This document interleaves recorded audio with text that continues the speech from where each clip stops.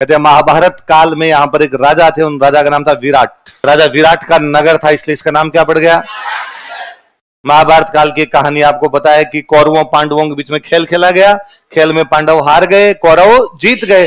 कौरवों ने पांडवों का 12 साल का वनवास और 1 साल का अज्ञातवास, 1 वर्ष का अज्ञात, जिसमें किसी भी प्रकार का आपके बारे में ज्ञान होना, यदि उस 1 साल में आपको देख लिया गया, जान लिया गया, तो वापस 12 साल का क्या हो जाएगा आपको? वनवास। पांडवों ने भाई 12 साल का वनवास काटा जैसे तैसे करके। अब आया अज्ञातवास। पांडवों का यदि कौरवों ने देख लिया तो वापस 12 साल का क्या मिल जाएगा? वनवास। तो कहां जाए? और उनको लगा कि अपने राजा विराट की नगरी में चलते हैं, विराट नगर चलते हैं अपने। पर उनको लगा कि 500 एक साथ जाएंगे तो कोई पहचान लेगा, 5 मतलब पांडव। तो अलग अलग चलते हैं, अलग अलग रूप धारण करके चलते हैं। तो सब अलग अलग रूप धारण करके कहां पर आ गए? विराट। नौकरी करने लग गए। भीम बन गया रसोईया, क्यों? भीम मोटा आदमी था, भीम को पता था भूख ज्यादा लगती है, और कोई काम करेंगे मालिक रोटियां दे नहीं दे, वरना खुद ही बनाएंगे और खुद ही आटे की तो कम से कम कोई कमी रहेगी। अर्जुन बन गया डांसर, अर्जुन करण जौहर एकदम। और अर्जुन जो है वो, अर्जुन ने कहा भाई मैं डांसर हूं, डांस सिखाता हूं, ब्रहनल्ला, क्या नाम था? ब्रहनल्ला बन गया। राजकुमार, सॉरी, राजा विराट के एक राजकुमारी थी, उसका नाम था उत्तरा। राजकुमारी उत्तरा को डांस सिखाया करता था, लिपस्टिक वगैरह लगा के घुंघरू घुंघरू बांध के घूमता इधर उधर। ऐसे सब भाई अलग अलग काम लग गए अपने। उधर दुर्योधन ने कहा ढूंढो रहा उनको, यदि हमने ढूंढ लिया तो 12 साल का वापस क्या दे देंगे उनको? वनवास। और एक दिन गुरु द्रोणाचार्य ने दुर्योधन को कहा कि दुर्योधन, पता चला है वो सारे के सारे लोग कहां पर है? विराट पर। दुर्योधन ने राजा विराट को मैसेज किया कि भाई वो 5 घूम रहे हैं तुम्हारे राज्य में, पकड़ के भेजो। राजा विराट ने कहा ना यार, यहां तो इस प्रकार के कोई लोग नहीं। दुर्योधन ने द्रोणाचार्य का, गुरु खबर सही नहीं है। द्रोणाचार्य ने कहा ना, मेरी इंटेलिजेंस फेलियर नहीं हो सकती, बस वहां पर है तो है, पर वो अलग अलग भेष बदल के इसलिए अपने पकड़ में नहीं आ रहे, तो कैसे पकड़ेंगे?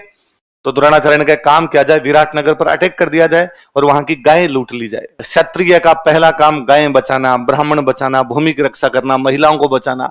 यदि गायों की लूटपाट होगी तो पांडव किसी भी भेष में होंगे तो भी लड़ने के लिए आएंगे, और लड़ने के लिए आएंगे तो हम पहचान लेंगे कौन है ये लोग। ठीक है, पर एक बात और, आक्रमण उस दिन करना जिस दिन युधिष्ठिर नहीं हो, क्योंकि उन 500 में दिमाग वाला कौन है? युधिष्ठिर। बाकी लड़ने मरने पर तैयार रहते हैं, वो समझ जाएगा अपना जाल है, वो फंसेंगे नहीं बाद में। और एक दिन पता चला कि राजा विराट शिकार खेलने के लिए गए, युधिष्ठिर को अपने साथ ले गए, और कौरवों ने उस दिन अटैक किया और विराट नगर की गायें लूट के लेके जा रहे हैं। सेनापति भाग के, राजा विराट का बेटा था, उसका नाम था राजकुमार उत्तर। राजकुमारी का नाम उत्तरा और राजकुमार का नाम उत्तर। राजकुमार उत्तर के पास आके, राजकुमार उत्तर हमारे विराट नगर पर हमला कर दिया है और हमारी गायें लूट के लेके जा रहे हैं। राजकुमार उत्तर ने कहा ऐसा कैसे हो सकता है? अभी अभी मेरा रथ तैयार करो, लड़ेंगे सामने। कौन लड़ेगा? आपके पिताजी तो है। उसने कहा मैं लड़ूंगा, मैं राजकुमार हूं। तो रथ लेने के लिए गए, अरे अरे यार एक दिक्कत और हो गया, आपके रथ का ड्राइवर तो आपके पिताजी के साथ चला गया, तो आपका सारथी नहीं है, आपका सारथी आपके पिताजी के साथ चला गया। अरे तो अब कौन चलाएगा?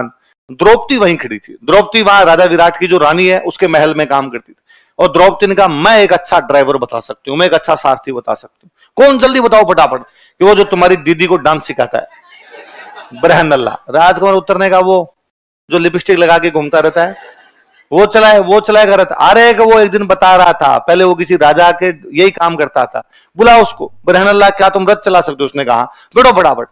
और राजकुमार उत्तर सेना लेके अपनी पहुंचा, और जैसे युद्ध प्रारंभ हुआ, कौरव भाई साहब एक से एक बढ़ के सारे धनुर्धारी थे, और जैसे उधर से तीरों की बारिश होने लगी, राजकुमार उत्तर ने उत्तर दे दिया। राजकुमार उत्तर ने कहा रथ मोड़ो, वापस मोड़ो। मैं नहीं लड़ रहा भाई साहब, और रथ वापस मोड़ दो।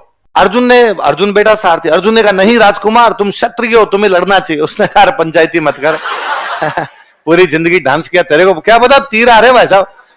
और जब राजकुमार उत्तर के कहने पर भी अर्जुन ने रथ नहीं मोड़ा, तो राजकुमार उत्तर की भाग गया भाई साहब। वो भागा तो अर्जुन पीछे भागा, अर्जुन ने पकड़ के तू केवल रथ पे बैठा रहे और झूठे ऐसा करता रहे, लड़ाई मैं कर लूंगा। उसने कहा तुम ऐसे मजाक नहीं करते, कैसे लड़ाई कर लोगे भाई साहब? अरे उसने कहा तू चुप रहे, मैं अर्जुन हूं, अर्जुन पांडु पुत्र अर्जुन। उसने कहा अंकल फिर ये जेंडर चेंज कब करवाया? ये कब हुआ आपके? अरे तो बैठ यार, चुपचाप चल के बैठ, मैं देखता हूं। अर्जुन का जो धनुष था उसका नाम क्या था? गांडीव। तो अर्जुन जब विराटनगर में घुस रहा था, जब अज्ञातवास के समय वो जा रहे थे, तब उसने अपना धनुष एक बाहर पेड़ पे टांगा था, बरगद के पेड़ पे। और जब उसने अपना धनुष टांगा था, तब उसने धनुष को हाथ जोड़े देखे, धनुष देवता 12 महीनों तक जब आप इस पेड़ पर टंगे रहेंगे, गर्मी बारिश सर्दी के अंदर अलग अलग मौसम में अलग अलग प्रकार के आप पर गंदगी लगेगी, पर मैं आपको विश्वास दिलाता हूं कि जब मैं आपको वापस लूंगा तो पहले गंगा जी में धोऊंगा और बाद में आपको चलाऊंगा, पवित्र करके चलाऊंगा आपको। अब जैसे कहते हैं अर्जुन उस बरगद से वो गांडीव धनुष उतारने लगा, बरगद ऊंचा हो जाए, अर्जुन के हाथ में नहीं आए वो धनुष, अर्जुन ऊंचा हो वो वापस ऊंचा हो जाए। तो अर्जुन के समझ में आया, अर्जुन ने पुनः हाथ जोड़े कि हे धनुष देवता मेरे हाथ में आओ, मैं मेरा वचन पूरा करूंगा, मैं सच में आपको पहले गंगा जी में दूंगा फिर चलाऊंगा। कहते धनुष हाथ में आया, अर्जुन ने पहला तीर चढ़ाया, धरती में तीर मारा, बाण मार के गंगा निकाल दी और फिर अर्जुन लड़ा भाई साहब जाके, और क्या गजब लड़ा अर्जुन। अर्जुन ने अकेले ने कौरवों की सेना को तितर बितर कर दिया, भाग गए कौरव वहां से वापस इधर। तब तक राजा विराट युधिष्ठिर वापस शिकार करके आ गए थे, चौपड़ पासा खेल रहे। चौपड़ पासा जानते हो, एक गेम होता था चौपड़ पासा खेलते, चौपड़ पासा खेल रहे थे। सेनापति आया, नारे लगाते हुए विराटनगर की जय हो, राजा विराटनगर की जय, राजा विराट की जय हो, विराटनगर की जीत हुई है। और राजा विराट ने पासा फेंकते हुए कहा कि जहां मेरा बेटा उत्तर जाएगा वहां हारने की संभावना पैदा नहीं होती। युधिष्ठिर वहीं बैठा था, युधिष्ठिर ने वापस पासा फेंक दिया, कहा कि आज की जीत बरहन अल्लाह ने दिलाई है। तो राजा विराट को इतना गुस्सा आया, राजा विराट ने अगला वो पासा उठाया और युधिष्ठिर के नाक पे दिया, युधिष्ठिर का नाक तोड़ दिया था। तब तक राजकुमार उत्तर वहीं आ गया और राजकुमार उत्तर ने कहा डैडी सच्ची कह रहे हैं ये, और ये आज वाली बरहन अल्लाह ने जीता है, क्या बात करते हो? उसने कहा वो बरहन अल्लाह नहीं है, वो पांडु पुत्र अर्जुन है, और ये जो आपके सामने विराजमान है धर्मराज युधिष्ठिर है, और वो जो अपने रोटियां बनाता है वो भीम है, बाहर ये जो दो गार्ड खड़े हैं नकुल और सहदेव है, वो जो मम्मी वाले महल में नौकरानी रहती है वो महासती द्रौपदी है। और राजा विराट को पता चला, युधिष्ठिर को कहा कि सॉरी ब्रो, मुझे पता नहीं था तुम लोग पांडव हो, मेरी वजह से तुम्हें कठिनाइयां झेलनी पड़ी, और यदि आज की जीत अर्जुन ने दिलाई है तो मैं राजा विराट की घोषणा करता हूं कि राजकुमारी उत्तरा की शादी अर्जुन के साथ कर दी जाए। अर्जुन ने कहा नहीं, एज गैप नाम की भी चीज होती है और मैं उसको डांस सिखाता हूं, मेरी स्टूडेंट है वो, तो नहीं उसकी शादी मेरे बेटे के साथ कर दो। अर्जुन के बेटे अभिमन्यु, बाद में अभिमन्यु की शादी की गई थी राजकुमारी उत्तरा के साथ। तो बाद में अभिमन्यु चक्रव्यूह के अंदर जब मारा जाता है तो राजकुमारी उत्तरा प्रेग्नेंट होती है उस समय। तो बाद में राजकुमारी उत्तरा का जो बेटा होता है, द्रोणाचार्य का बेटा होता है अश्वत्थामा, अश्वत्थामा ने कहा था पांडवों में तो सबको मारेंगे हम, किसी को नहीं छोड़ेंगे। तो कहा उत्तरा के पेट में बच्चा है उसको भी मार देंगे। तो अश्वत्थामा जब उस बच्चे को मारने के लिए जा रहा होता है तब ऐसा कहते हैं भगवान कृष्ण ने अपने सुदर्शन चक्र से उसकी रक्षा की। क्या की उसकी?